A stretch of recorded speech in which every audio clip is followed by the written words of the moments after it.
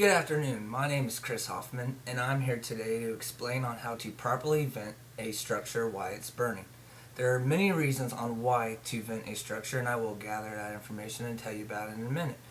I will also tell you on the proper procedures, I will tell you the certain equipment, and I will tell you the reasoning on why this happens. But let's first talk about the reasoning why you have multiple fire apparatus going to a structure. When a structure is burning, you have certain tasks that certain apparatuses need to go to and perform various operations. An engine company with a bunch of hose goes in there and attacks the fire. A trunk company with the ladders that you see that go up and down, their main operation is to do search and rescue and to vent the fire. Now when a trunk company gets on the scene, they're going to be tasked with either doing a vertical or a horizontal ventilation. We'll be talking about what a vertical ventilation is and why it is important for an engine company to have that going on. But before we get into that, let me tell you what happens with a structure fire first and foremost. It doesn't matter the construction or building type, every structure fire basically goes by certain procedures. You have very hot gas, you have multiple fires in different rooms, different construction styles, and you have the superheated gas with fire that's just unbelievably hot inside this house. And you have an engine company coming into this house battling this heat, this blaze, this zero visibility. And your task is to go in there and essentially let all that out. Now, when you go to do something like that, there's very dangerous opportunities that can happen at any corner or second.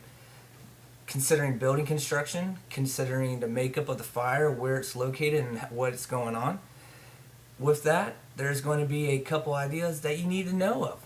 When you have a structure fire, there's heat, there's fire that's burning in the rafters, burning on the beams. It's up in the attic, it's in a room. So the whole house could be completely inoperable to go onto, but that's up to your incident commander to realize, hey, this is what needs to go on, this is what's going to happen. But essentially, a firefighter is going to get up on a roof and you're going to see them cut a hole in it. And you're wondering, why are they on the roof cutting a hole in this house that's on fire? It sounds crazy. It's just completely asinine to somebody that doesn't know what's going on. And I completely agree with you on this. But in all honesty, what they're doing is they're going to let all that superheated gas outside of the top of the structure. And it's going to clear, not all, but most of it, enough heat, enough flames, enough visibility for the interior crew with the fire hose to find the seat of the fire and put it out.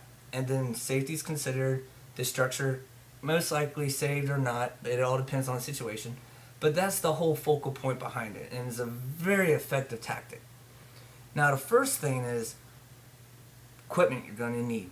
Most equipment that you're going to use when you go onto a roof are of course ladders. We have various types of ladders, sizes, extension, aerial ladders that are on apparatus on fire trucks. You know, the ones that go up, go over. You can use one of those, but essentially you're going to go up, you're going to put a 24 extension ladder onto a roof. Let's say a single style or a single floor family style ranch, 10 feet up to the roof. Put extension ladder up to there. You're going to have a 14-foot extension ladder, or a 14-foot roof ladder, I'm sorry. It's about 14 feet. You're going to have two little hooks on the end. You're going to put that up on the roof, and it's going to actually grapple on to the apex of the roof, and that gives you a placing for your feet to put on so you don't slip because of water, because of snow, of the angle of the roof, of the pitch. You're going to get up there, you're going to have, let's see, either a cutting saw, a rotary saw that's about 9,500 RPMs, they call them a K12, a partner. It depends on the department where you go, what they call them, but you run about 9,500 RPMs, and it just makes you feel like God when you're holding it. You also have regular chainsaws. They actually have only a tip that shows, so you just don't cut into the rafters. You also have Halligans, you have pike poles, you have TICs, thermal imaging cameras, and you have other various equipment that is essential to this.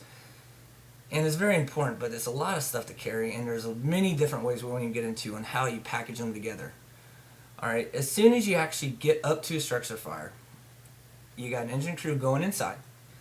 Your incident commander will tell you, this truck company, get onto the roof, we need to cut a hole, and it's usually a 4 by foot hole onto the roof. So you, your lieutenant, another guy will get the extension ladder that we talked about. You'll put it up to the building. You'll get that roof ladder that has a little extension hooks on the top. You will go up to the top ladder. Somebody will hand you that. You place that all the way up by pushing it to the top of the roof, and that actually, remember I said those little grappling hooks, will grab onto the top. You get up on there, and the first thing you do before you even step on that roof is you sound it. Whatever personal tool you have, bang it out of that roof, because you do have active fire beneath that roof. So you want to make sure it's not spongy or it could collapse. You get onto the roof ladder, because now you have this feeding, and you go to the top. The other person behind you will bring up that saw, that K12, that partner, that 9500 RPM saw. They will bring that up there with you, and the other person will follow behind with a pike pole. It's a long pole, about 10 feet, and it just pretty much essentially a pole with a little hook on the end. When you get up to the top, you cut a 4x4 foot hole, which is a pretty standard size when you're doing vertical ventilations. You're going to cut a hole without stepping on it, because you don't want to step on anything you're cutting. And then you're going to do the other side while you back up, while somebody's actually backing you up so you don't keep walking backwards. And then you're going to cut the final hole right over that. Keeping in mind you don't cut through the beams. You don't want to cut through a straight beam, because that weakens the support structure for which you're on. And as soon as you cut that, it's not going to go through automatically, because it's just going to be cut. It's going to be resting on that beam. So you're going to bring that pike pole, the third person brought up. You're going to have that, and you're going to start hitting it. You're going to knock the tiles, the plywood, you're going to knock that into the fire, and you're going to have a bunch of smoke start coming out. Probably not mostly active fire at the moment. It's going to be a lot of heat and a lot of smoke. It'll get your attention. Well, once you get through that, you're going to have to need to bust through the drywall and the ceiling to where the fire is inside the room. Once you bust through that, the heat explodes.